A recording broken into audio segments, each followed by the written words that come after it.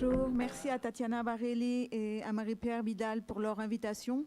J'adore l'écriture, mais je me passionne aussi pour les difficultés avec l'écrit et j'anime beaucoup de formations à l'animation de groupes utilisant l'écrit.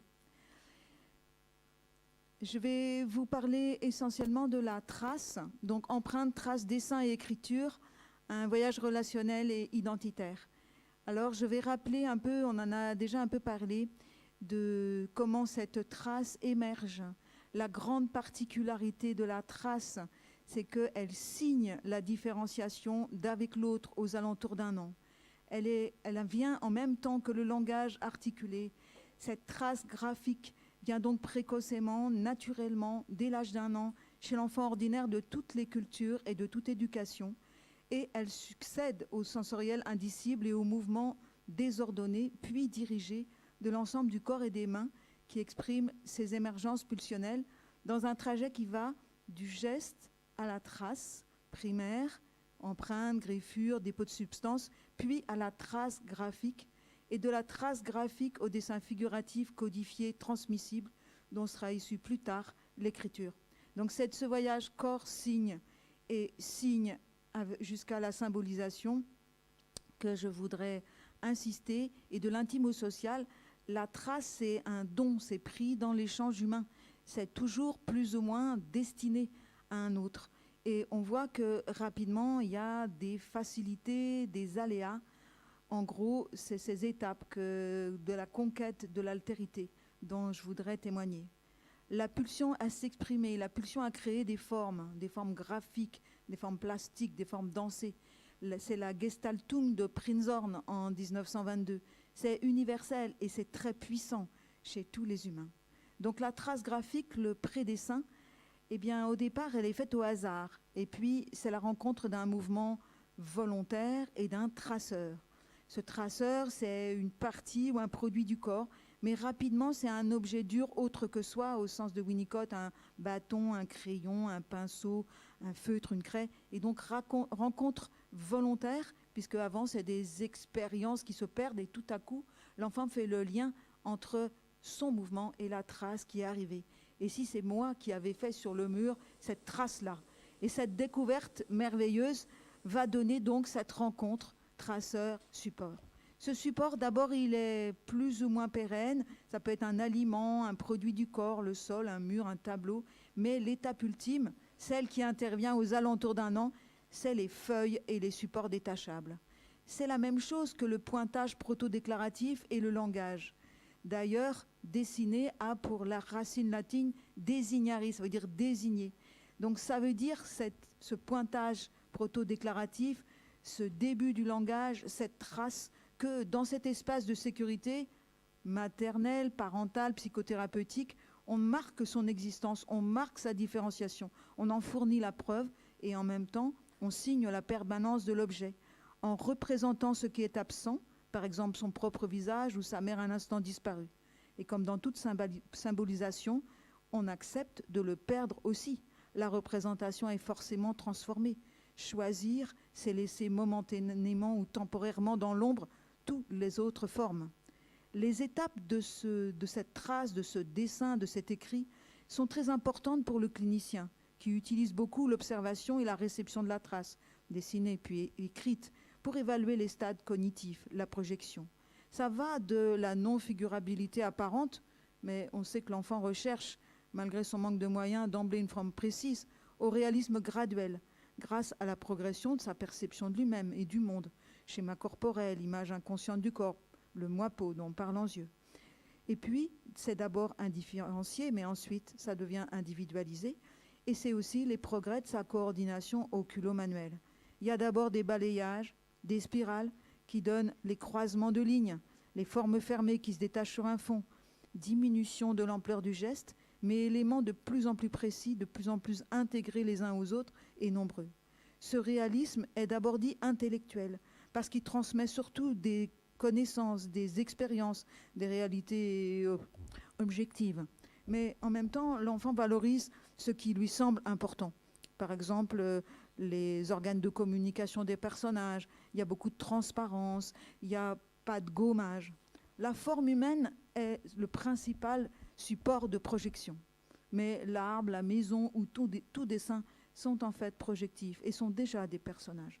Alors, ça passe de fragments agglomérés en apparence informe à ce fameux bonhomme tétard où la tête et le corps ne font qu'un. Il est suspendu dans l'espace, il a les bras aux oreilles, et puis ça devient un bonhomme, celui qu'on connaît, verticalisé, développé, vêtu. Le réalisme, entre sublimation pulsionnelle, décentrage de soi et latence, on est aux alentours de 6 ans, devient un réalisme visuel qui utilise plus souvent la gomme et critique ses anciennes transparences pour devenir graduellement le plus ressemblant, le plus reconnaissable possible. De rayonnant, le dessin s'est fait linéaire. Il prépare la future écriture avec souvent le nom du scripteur, des bulles, des légendes. L'histoire, le paysage, c'est les lignes de sol, les lignes de ciel dont parle Geneviève Vague.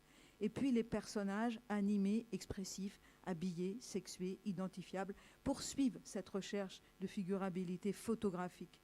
Cette photographie est entachée en fin de parcours, à l'adolescence, à l'âge adulte. Il y a une recrudescence de la pulsion et des questions identitaires, et il y a une forte régression graphique à cet âge-là. Cette désaffection adolescente défensive est une sorte de perte de naïveté face à l'incomplétude des formes. Il se critique, et puis il remarque aussi que le dessin, c'est pas très adulte. Alors, ça va plus vers l'écriture à cet âge-là. Mais revenons à la symbolisation, à la construction de ce lien corps-psyché que la trace exprime et concentre. L'humain existe avant la trace, dans le rêve et la pensée d'un autre, d'un couple. Il engrange alors dans son inconscient des préformes, pré-symboliques et pré-verbales. C'est les éléments bêta de Bion, qui fabriquent sa première corporéité et qui, logés en soi et psychisés, formeront l'ébauche du moi et de la perception de l'environnement, du temps, de l'espace. Il n'y a pas de trace encore ici, ni de langage, ni de symbolisation possible. Juste une angoisse de couler avec la représentation, de partir avec elle dans les limbes. Nous savons le sens de croissance psychique fortement probant du moindre tracé. Un petit trait à peine visible, fait mine de rien avec un regard périphérique chez l'autiste, c'est déjà une différenciation et une intense évolution. Ensuite, il y a cette phase que Mélanie Klein a nommée schizoparanoïde, avec son relationnel psychotique un peu explosif, où l'autre existe, même s'il est un peu clivé en bon, en mauvais et incomplet. Les éléments bêta se sont transformés en conscience de soi et du monde, différenciant conscient, inconscient, rêve, réalité. Et ils permettent l'accès à la trace primaire, puis dessinée, puis écrite, et à la symbolisation. La phase ultime, c'est l'arrivée avec la santé mentale de la trace nettement figurative et codifiée, qui fera le lit de l'écriture, position dépressive de Mélanie Klein, où la relation à l'objet total se déploie. Ainsi, pour la psychanalyse, l'avènement du symbole, qui vient du latin symbolum, ça renvoie au symbolon, cet objet brisé dont les deux morceaux disjoints constituent signe de reconnaissance. C'est ce qui représente autre chose, en vertu d'une correspondance analogique. Et cette correspondance, on vient de le voir, et je le rappellerai, elle est de plus en plus abstraite, donc partageable, mais arbitraire pour celui qui l'entend, sans lien direct apparent, signifié. Dans son aspect abouti, au-delà des préformes bêta et pré-symboles, eh bien, il y a bien là la perte possible de l'objet. L'espace est devenu transitionnel, désillusionné de sa toute-puissance, en prise avec la réalité, donc ni intérieur ni extérieur. En même temps, il prouve la réalité de cet objet et le lien à lui, et permet son absence. Car pour que ce manque, cette symbolisation, cette trace et cette pensée puissent prendre forme, la rencontre avec l'expérimentation de l'objet, l'émotion première, doivent avoir eu lieu et rester vivantes, innervées par la pulsion et le corps qui les accompagne, et qui se prolonge sur la feuille. Alors, tracer, dessiner, écrire, s'appuie, nous l'avons vu, sur le corps sensoriel autant que sur la pensée. Poursuivre ce processus jusqu'à son aboutissement, l'écriture, c'est aussi quelque chose de difficile. Ça pose plein de questions complexes. L'écriture a d'ailleurs toujours constitué un révélateur culturel et sociétal, avec ses règles, sa précision implacable. L'écart creusé entre la langue orale et la langue écrite est très important dans toutes les sociétés, et c'est un analyseur de réussite ou d'exclusion. Il y a un humain sur deux de plus de 20 ans qui connaît peu ou mal l'usage de l'écrit. L'illettrisme ne touche en France 7% des adultes.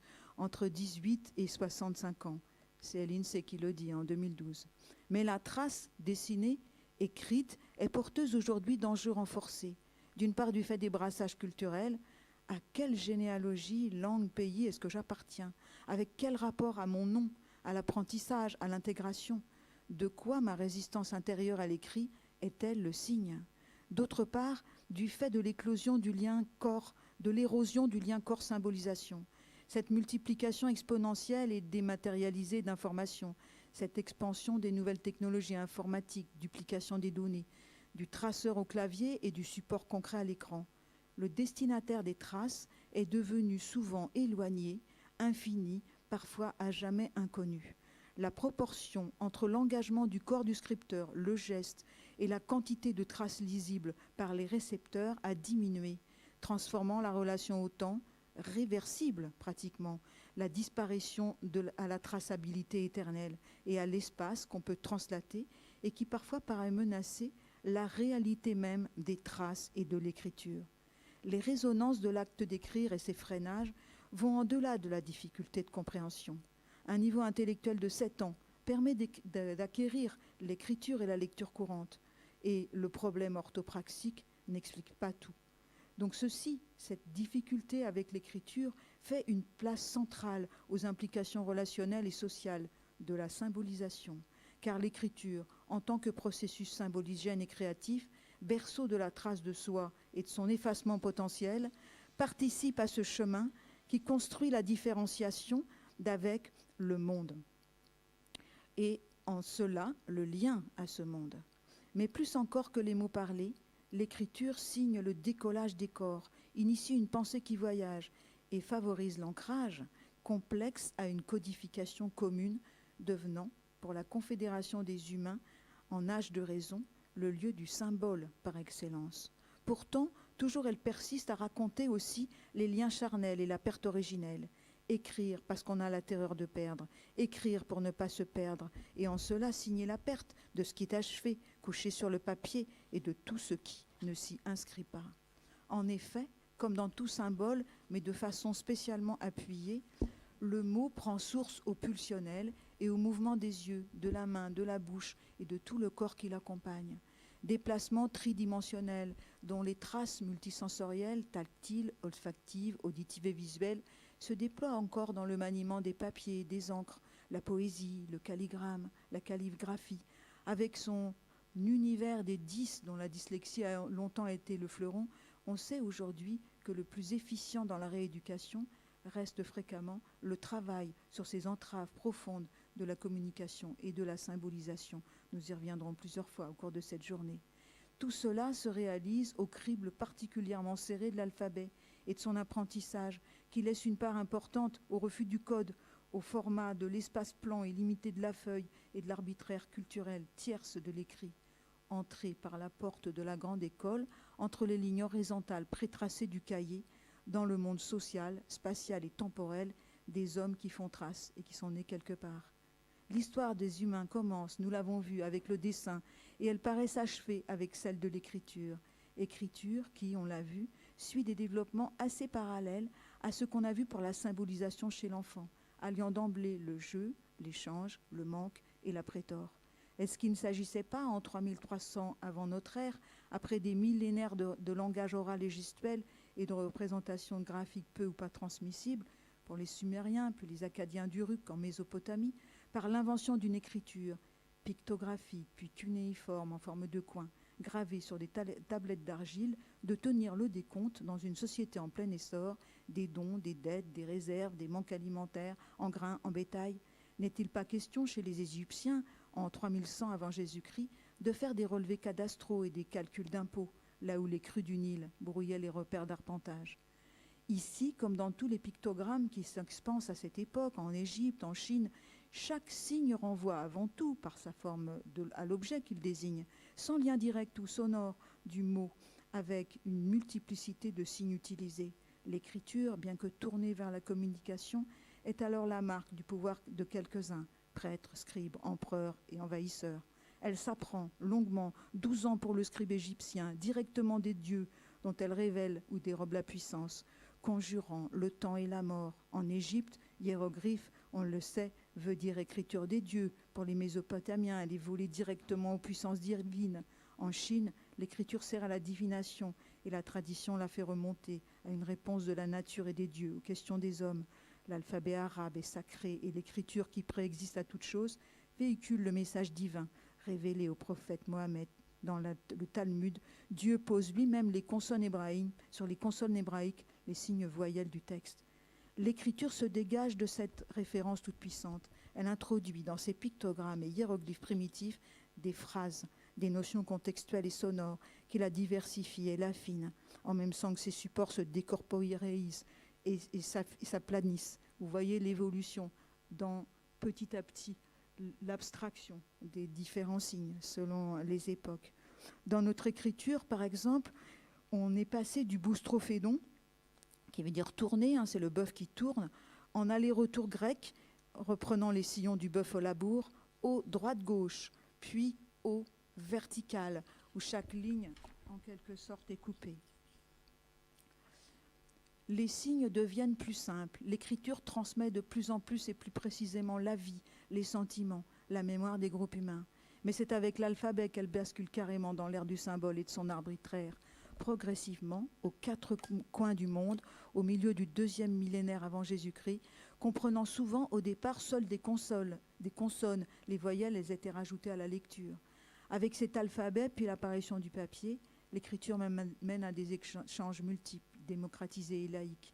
Il s'appuie sur le sonore du mot, la corporéité de l'objet désigné. Ces échanges, donc par exemple, nous montrent que notre A, anciennement consonne, était à l'origine une tête de bœuf et notre N un serpent, chaque lettre ayant été inventée à partir d'un mot commençant par elle. Le bêta grec ou bête sémite signifiant par exemple maison. Et tout quasiment peut s'écrire avec une trentaine de signes. Les Phéniciens et leurs prédécesseurs, acadiens, babyloniens, semblent avoir été les premiers inventeurs de cet alphabet, en 1400 avant notre ère, avec leurs 22 consonnes cunéiformes qui donneront naissance à la plupart des autres, dont sera issu 5 siècles plus tard notre alphabet latin, 19 lettres, puis 24, puis 26, l'alphabet hébreu, 700 avant Jésus-Christ, l'indien qui donnera le sanskrit et l'hindi à syllabes et l'arabe à consonnes. Enfin, c'est avec l'imprimerie Gutenberg au XVe siècle, même si des techniques chinoises sur bois existaient antérieurement, que la transmission écrite quittera réellement l'image. Le rapport effort-lecture est divisé par le nombre d'exemplaires produits, radicalisant le mouvement de lisibilité du texte. La ponctuation, qui n'existait pas plus au départ que les coupures de mots ou les paragraphes. En latin, elle a commencé à intervenir par des points entre les mots, d'où son nom, ponctuation, accent, etc. L'écriture se donne alors vraiment à tous, mais la modernité informatique vient à nouveau grignoter pour de pleins transcripteurs, confinant le mouvement au tactile et le tactile à l'extrême bout des doigts. Je voudrais vous montrer quelques images pour terminer. Dessin et écriture, quelques particularités cliniques. Des troubles de la trace aux troubles du dessin et de l'écriture. Je montrerai les traces de dessin parce qu'elles sont les plus explicites et 2-3 remarques sur le dessin psychotique et le dessin autistique que je connais particulièrement. Dans la psychose, on note souvent des répétitions, des stéréotypies, des bizarreries dans le dessin et l'écrit, des troubles du tracé, des enveloppes, des formes, de la verticalité. Retard et perturbations spécifiques dans la représentation des personnages humains, notamment la bouche, les yeux, corps abîmé, dissocié, inversion du vivant et de l'inanimé, des thèmes crus, la mort, le sexe. Voici un autoportrait de Fellmer, schizophrène. Dans le cheminement de Séverine, 7 ans et 3 mois, une enfant psychotique avec un retard mental, on voit émerger peu à peu la forme humaine dans ces 3 dessins. Ce sont des dessins libres. On y remarque un animal méchant, puis une famille, où vous voyez apparaître les têtards, puis moi et des bêtes. Et l'écriture de la signature intervient à ce moment-là. C'est dans le cadre d'une psychothérapie, mais il y a une guidance parentale en parallèle. J'ai choisi de vous montrer les productions de Carlo, un schizophrène extrêmement productif de 41 ans, atteint de schizophrénie paranoïde. Dans ces dessins, on trouve à la fois des écritures qui sont dans tous les sens et parfois inventées, et on trouve aussi des personnages qui souvent sont troués ou comportent des entrées à l'intérieur. Les dessins suivants viennent d'une schizophrène. C'est une psychothérapie à médiation que j'ai menée pendant 4 ans avec cette patiente qui avait une écriture totalement courante et qui pourtant avait une graphie d'un niveau de 2 ans. Il y a dans son dessin des saints qui sont représentés avec un jeu de mots entre saint et saint.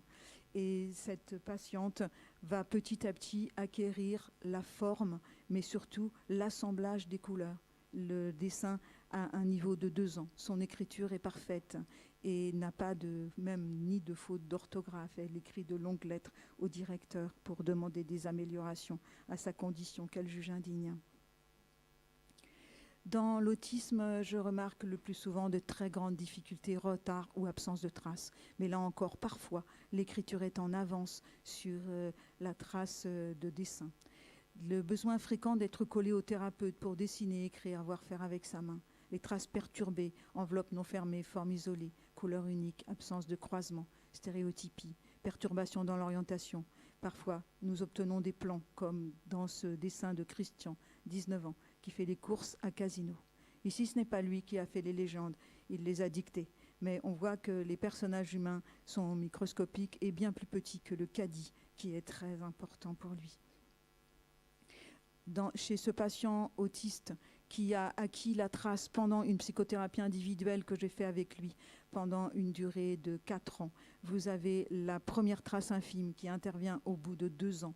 Puis vous avez la trace croisée qui intervient, mais qui est une trace croisée trichée, comme en font les jeunes enfants. Il fait tourner la feuille et il fait toujours le même trait. Puis les vraies traces croisées, puis des traces diversifiées, et enfin le personnage.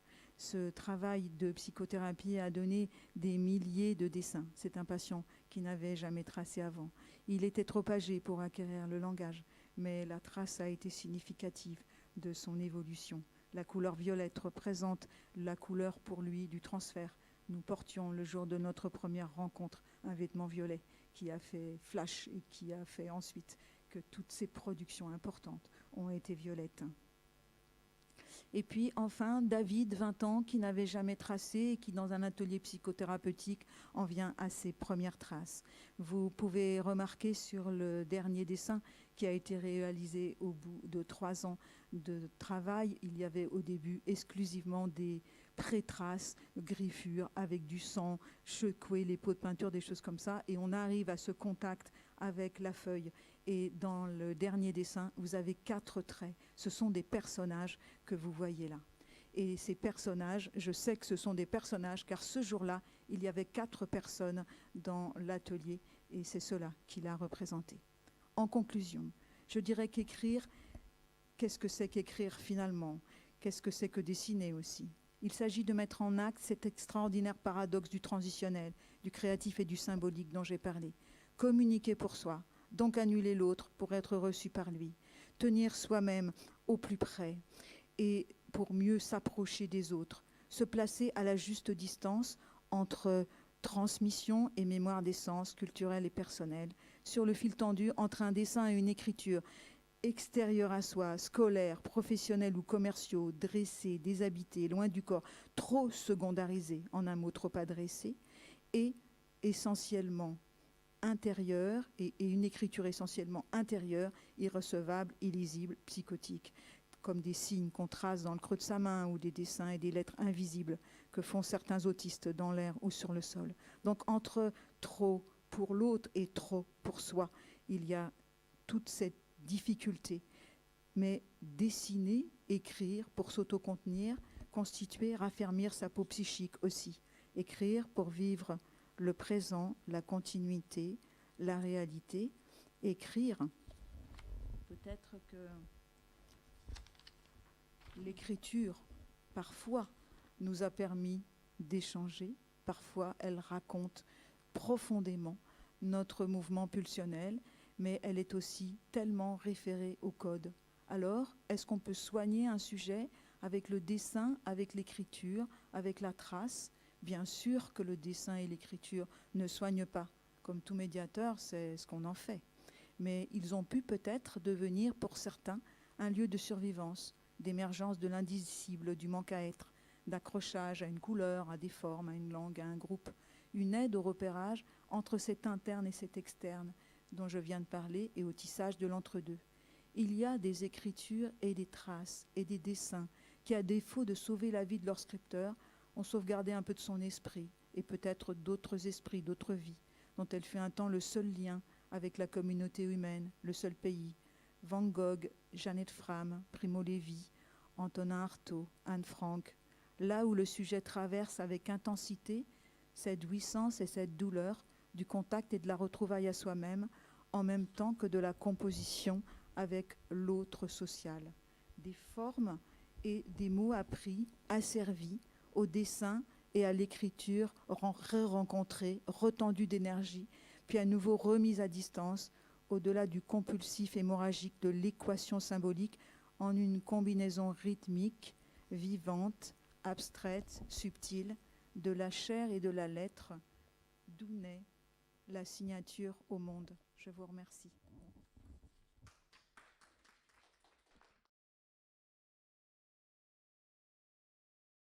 Donc, je vais commencer par présenter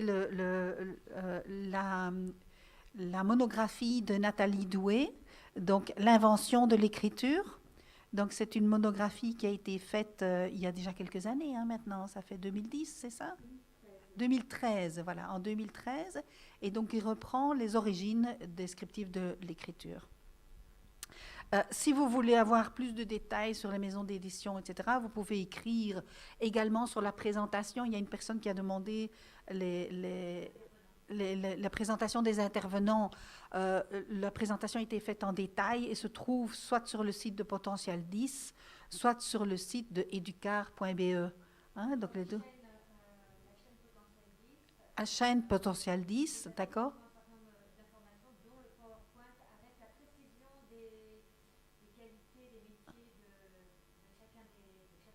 D'accord, donc il y a une petite vidéo qui circule avec la présentation de chacune des intervenantes, puisque nous sommes femmes aujourd'hui.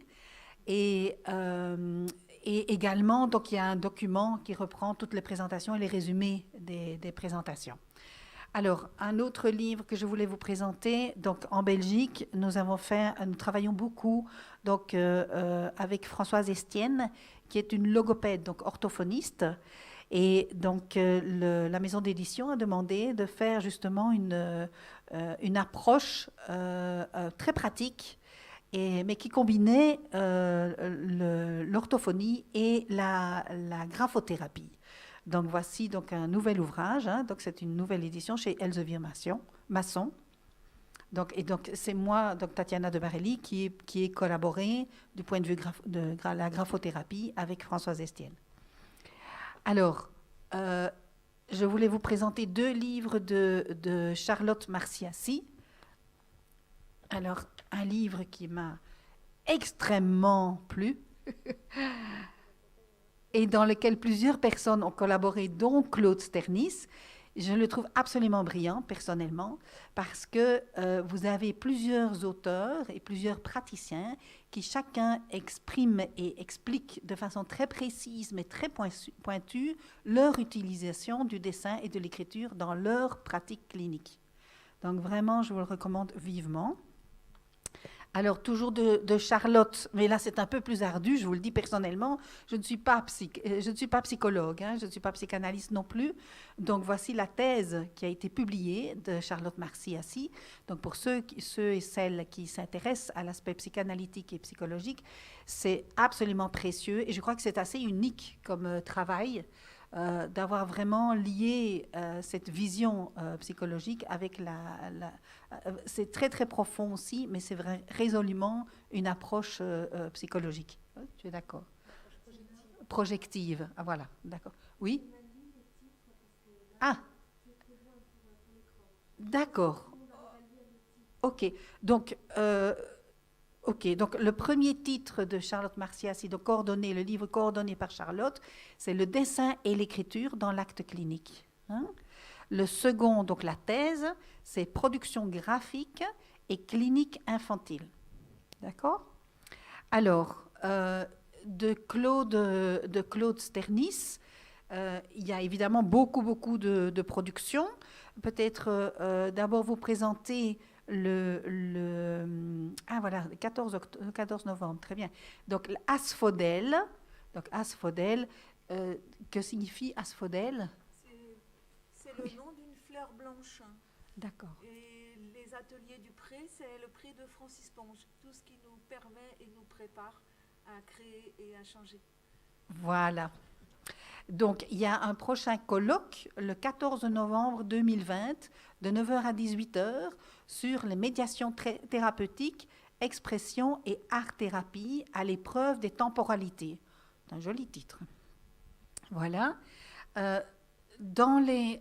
J'ai oublié un livre, le plus récent de Charlotte Marciassi, qui est aussi très, très intéressant parce qu'il part vraiment de l'expérience d'un travail commun, donc en situation clinique. Je ne sais pas si tu veux le présenter. En fait, c'est des praticiens du soin, praticiens qui travaillent en service de pédopsychiatrie et qui témoignent, je dirais, vraiment à partir de leur quotidien, de leur utilisation de médiations diverses par rapport à des enfants et des adolescents, des familles aussi.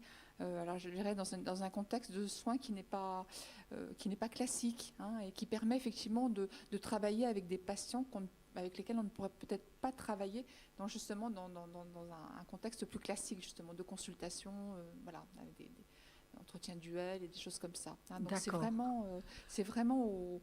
le quotidien, c'est vraiment une expérience. Oui, c'est passionnant à lire. Les médiations thérapeutiques, des outils au service du soin. Collection CPA. Alors, pour continuer avec Claude Sternis, donc ici publié par RS, L'adolescent entre marge, art et culture. Donc, je ne sais pas si tu veux le présenter. Donc, c'est un ouvrage que j'ai réalisé que j'ai dirigé avec une psychiatre qui anime de très nombreux ateliers, qui s'appelle Emmanuelle Granier. Et nous avons assemblé dans ce recueil à la fois des éléments théoriques sur les ateliers qui concernent entre autres les adolescents, mais en fait qui parlent des ateliers, et en même temps de multiples médias qui vont de la peinture à la danse, au slam, à l'écriture, etc. Et qui sont un ouvrage assez... alors il faut le prendre. Un ouvrage assez pratique et clinique sur les ateliers. D'accord. Voilà. Alors ici, tu nous as proposé des petits livres. Des moutons. Donc ce sont les moutons du pré. Donc ce sont 2 ouvrages, le tome 1 et le tome 2. J'en fais un tous les 10 ans. Et avec des artistes qui dessinent et qui mettent en image les principes de l'animation d'un atelier, qu'il soit d'écriture ou d'autre chose, et la position du thérapeute dans ces ateliers. Ça a l'air très ludique, mais en fait, c'est très sérieux. Donc si vous lisez ce livre et que vous ne comprenez pas, c'est que vous avez encore des petites choses à apprendre sur l'animation. Mais si vous êtes habitué, vous allez tout comprendre. D'accord. Ce sont des livres pédagogiques que j'ai faits pour mes enseignements sur les ateliers, en fait, en fac et ailleurs. D'accord, merci. Alors, donc celui-ci, c'est un livre qui reprend de nombreuses interventions de la première journée écriture qui a eu lieu en 2013.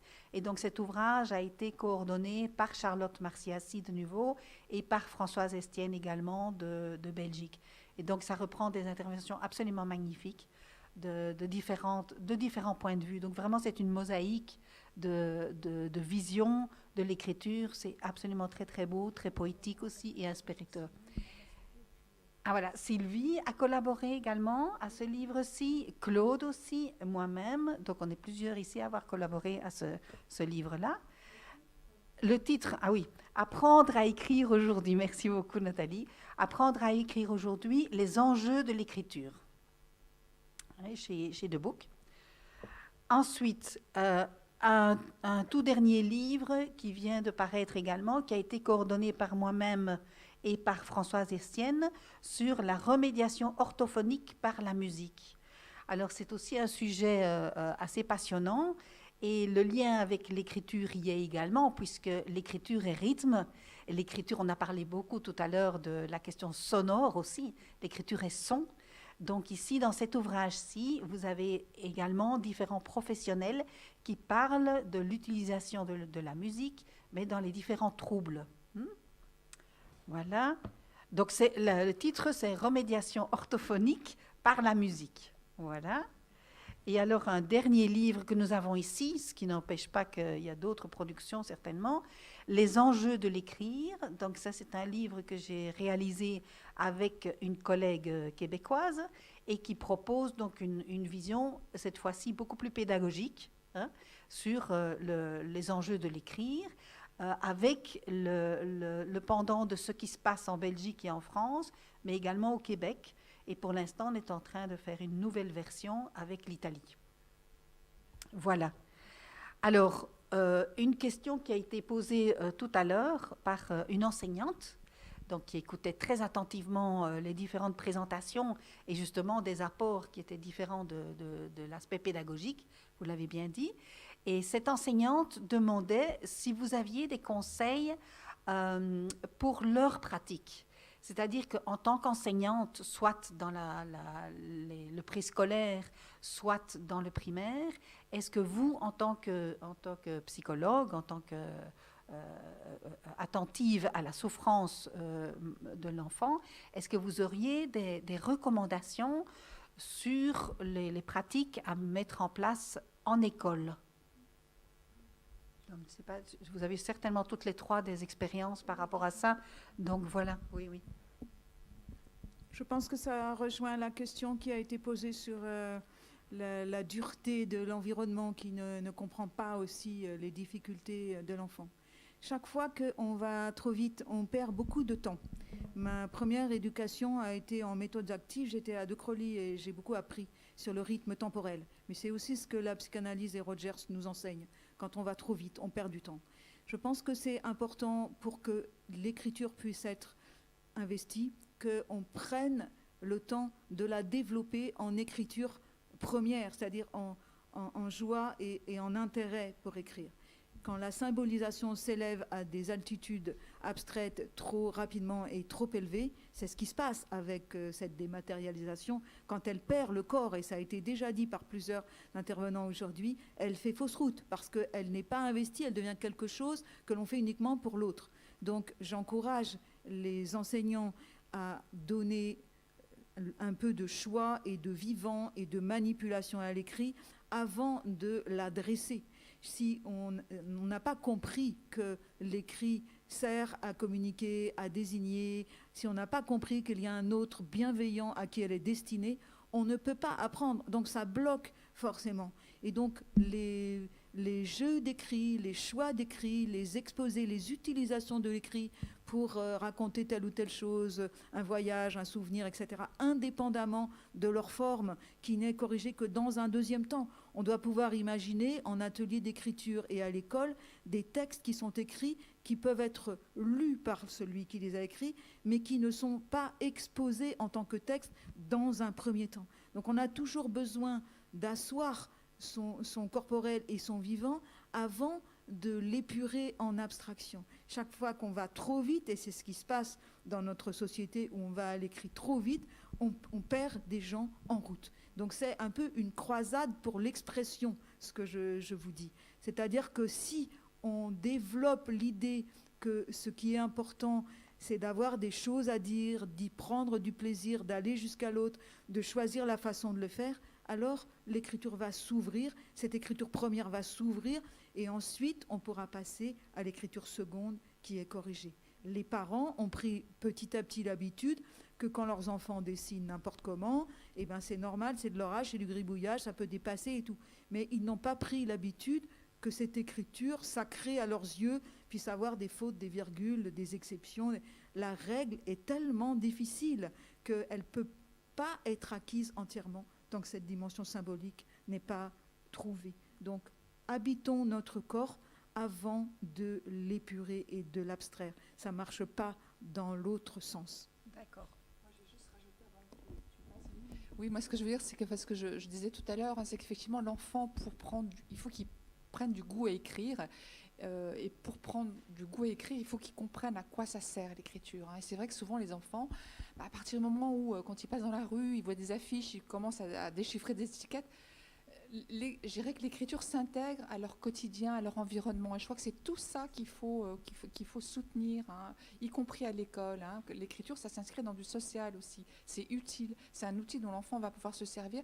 Et puis je dirais aussi, il y a aussi ce passage du dessin à l'écriture, hein, qui est vraiment très important. Et c'est vrai que l'expérience des enfants, souvent, ben voilà, on dessine en maternelle et à l'école primaire, c'est terminé. Et je trouve que c'est dommage parce que le dessin, c'est vraiment un appui. Le dessin est d'autre chose. Hein. C'est vraiment un appui, hein, sur lequel l'enfant va pouvoir se poser pour avoir envie comme ça de se risquer un petit peu plus avant, hein, et découvrir justement petit à petit l'intérêt et le sens, hein, et cet enfant aussi, la croissance, c'est pas une marche en avant forcenée, ça, hein, la croissance c'est des allers-retours, hein, et parfois l'enfant il a besoin de retourner un petit peu en arrière pour retrouver des appuis, hein, pour pouvoir se lancer plus avant. Donc je crois que c'est vraiment toute la subtilité, je dirais, de ces mouvements-là qu'il faut qu'un enseignant est bien en tête, et c'est plus ou moins prononcé chez chaque enfant. Hein. C'est ça. Sylvie, je te laisse. Merci. Je n'ai pas grand-chose à ajouter, c'est tellement bien dit ce que vous avez dit toutes les deux. Je voulais peut-être juste signaler quelque chose justement à propos des enseignants. J'entendais récemment 2 exemples d'enfants de moyenne section, l'un sur Paris, l'autre en banlieue, auquel l'enseignante avait dit qu'il fallait absolument voir d'urgence une psychomotricienne, alors que la rentrée il y a quelques semaines seulement, a eu lieu il y a quelques semaines, et qu'il fallait voir, oui, d'urgence une psychomotricienne, sinon il risquait d'être mis au clavier en CP. Et ce que je voudrais dire, surtout très important, c'est que chaque enfant est singulier et qu'il ne faut pas trop avoir des schémas de normes en tête, sachant quand même que les petites filles sont souvent plus en avance au niveau de la motricité fine. Hein. Mais je pense qu'il faut laisser tout le temps aux petits garçons de mûrir et de développer peut-être plus leur goût pour la pâte à modeler ou encore autre chose, une autre forme d'expression, mais ne pas s'inquiéter trop tôt pour ce qui est de l'aboutissement de l'écriture et les laisser perdre du temps. Comme disait Simia Claude Cerny, c'est tout le contraire. Hein. Quand on perd son temps, on le gagne au bout du compte. Voilà ce que je voulais dire. D'accord, merci beaucoup. C'est vrai que c'est une inquiétude. Déjà, je suppose que tu parles d'enfants de 5 ans, parce qu'en Belgique, on n'est pas... 4 ans. À 4 ans déjà, oui, c'est vrai. 4 ans, c'est moyenne section, d'accord. Et 5 ans, c'est grande section. Grande section, ah, voilà, c'est ça. D'accord, donc déjà moyenne 5. À 4 ans, on s'inquiète déjà. C'est vrai que ça, c'est une réalité qu'on vit aussi en Belgique et en Italie. C'est-à-dire que les parents viennent de plus en plus tôt très inquiets et alertés souvent par les enseignants, hein, qui disent oui, cette fameuse tenue du crayon, oui, tiens, pas bien le crayon. Il y a une recherche de performance aussi. Hein. L'enfant de Paris, là, c'est une école où, il paraît-il, en maternelle, ils sont déjà étalonnés, hein, pour entrer à Henri IV, comme me disait le papa. Enfin bref. Oui, oui, oui. Ah, très bien, il y a 2 questions. Peut-être le plus... Oui. Voilà, donc 2 questions. Peut-être l'une d'entre elles sera traitée cet après-midi, mais je vous la soumets malgré tout. Comment ne pas pénaliser les enfants dysgraphiques et dysorthographiques à l'école. Deuxième question, comment donner goût à l'écriture ? Et pas l'écriture, l'expression écrite et la production narrative, mais l'écriture, le geste d'écrire. Voilà, les 2 questions. À savoir que nous terminons à 12h30.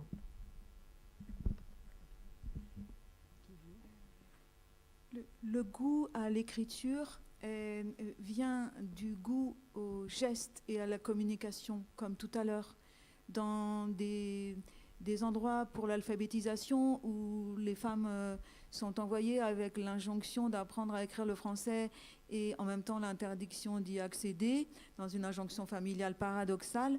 La maison des femmes du EDAS, que j'avais invitée pour un colloque, a proposé à ces femmes qui bloquaient sur l'écrit depuis des années de peindre, de prendre des photos, et l'écriture est venue dans leur langue pour légender ce mouvement. Le mouvement du corps, le mouvement des mains, les odeurs, les sensorialités du toucher sont les ferments de ce déclenchement qui, pour le moment, bloque, mais qui va s'ouvrir si le corps peut bouger. Comme le jeu, ce sont des choses qui sont apparemment inutiles et qui sont totalement essentielles pour le développement et pour le franchissement des blocages. Oui, c'est sûr. Juste à propos de la dysgraphie et de la dysorthographie, je pense que c'est important de les repérer assez tôt, mais pas avant disons le CE1, CE2. Pour ce qui est de la dysgraphie et même de la dysorthographie. Alors, ça concerne des intervenants différents. Pour la dysgraphie, il y a en particulier les graphothérapeutes cliniciens dont je fais partie, mais on est tout un groupe. Hein. Et notre spécificité, c'est de nous adresser à la fois donc, au geste, de prendre en compte le geste de l'enfant en train d'écrire, et pas seulement son écriture, hein, la posture, etc., etc. Je ne vais pas développer maintenant. Donc ça, c'est pour ce qui concerne la dysgraphie. Ce serait important que ce soit pris en compte à partir du CE1, CE2. Et pour... ça, c'est 6 ans, première primaire, en fait. En Belgique, c'est première primaire. 7-8 ans. 7-8 ans.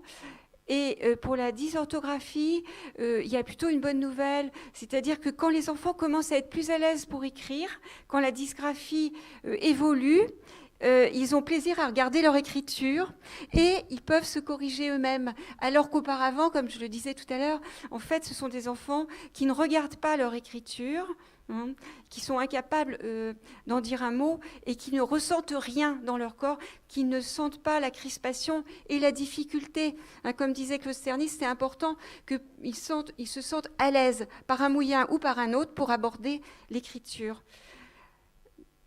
Voilà, donc l'important c'est qu'ils soient repérés assez tôt, hein, pour qu'on ne les oblige pas à faire trop d'écriture non plus, pas de copies à l'école, si possible des exercices à trous, voilà, des choses qui pourraient les aider. Hein, et donc un enseignant bienveillant, qui soit à l'écoute de la difficulté de l'enfant, qui ne pense pas que c'est de la maladresse ou de la mauvaise volonté de sa part, mais qu'il y a quelque chose de plus sérieux à prendre en compte. Oui, juste par rapport au goût de la lecture, hein, parce que je voulais parler de la lecture justement, au goût de l'écriture, hein, je crois que ce que tu disais, hein, c'est vraiment cette histoire, effectivement, l'écriture, c'est pas quelque chose qui tombe du ciel comme ça d'un coup, c'est vraiment quelque chose qui s'engramme dans un développement beaucoup plus global, hein, et je crois que travailler effectivement tous les entours, hein, on parle beaucoup du corps, on parle du graphisme, du figuratif. Alors moi, dans mon expérience, c'est vrai que souvent de groupes, hein, les enfants, ils ont commencé à investir l'écriture. C'était souvent, je pensais à des petites bandes dessinées, hein, où il y a un dessin, puis toc, il y a une petite bulle de bande dessinée, puis il y a un texte qui s'inscrit, il y a des onomatopées, et petit à petit, on avance dans du texte. Alors, je pensais aussi, ce qui peut développer, bien sûr, le goût de l'écriture, c'est la lecture. Hein. Et c'est vrai que nous, dans nos groupes, on n'hésite pas, ce que je disais tout à l'heure, on n'hésite pas à lire des petits extraits. Enfin, la curiosité, effectivement, de l'enfant qui entend raconter des histoires. Alors, après, il y a aussi des enfants qui, petits, on a raconté des histoires, et d'autres à qui on n'en a pas raconté. Ces enfants qui sont nés comme ça dans un bain de lecture et d'autres pas. Bien sûr, ça crée des différences. Hein. Mais je crois que c'est voilà, hein, c'est ce bain de mots, hein, qui va permettre petit à petit à l'enfant d'avoir envie de rentrer et de maîtriser l'outil, je dirais, hein, parce qu'il en saisit, il en voit l'intérêt, la signification, et il voit qu'effectivement, c'est ce que tu disais, hein, c'est du langage, tout ça. Hein, c'est vraiment un plus, hein, qui va élargir davantage son univers et qui va l'autonomiser aussi, hein, de plus en plus. 2 auteurs très importants pour moi. Serge Bouhamar, qui a beaucoup travaillé sur les blocages de l'écrit, et Patrick Chamoiseau, qui a écrit Chemin d'enfance, dans lequel le tome 2 est consacré à l'apprentissage de la symbolisation et de l'écriture. C'est extraordinaire, c'est vécu, et là il y a toute la question de l'écriture et de la culture et de l'étrangeté d'écrire un voleur de pommes dans une dictée quand on n'a jamais vu une pomme. Hein. Lui, il parle créole, hein, donc il décrit cette rencontre de cette symbolisation abstraite et du moment où il la comprend. C'est fabuleux. Donc j'adore ce texte, Patrick Chamoiseau, le tome 2 de Chemin d'enfance. Très bien. Merci beaucoup pour ces apports. Je voulais juste dire aussi que cet après-midi, on parlera de tout ça, hein, comme disait Marie-Pierre Vidal tout à l'heure. Et c'est clair qu'il y a aussi également un grand point d'interrogation sur ce qu'on appelle les dysgraphiques. C'est clair qu'en tant que graphothérapeute, je me sens très humble par rapport à ça, parce que souvent, je trouve, enfin dans ma pratique, qu'on a un peu tendance à rapidement mettre un cachet et un stigmate, dysgraphie, dys ceci, dys cela.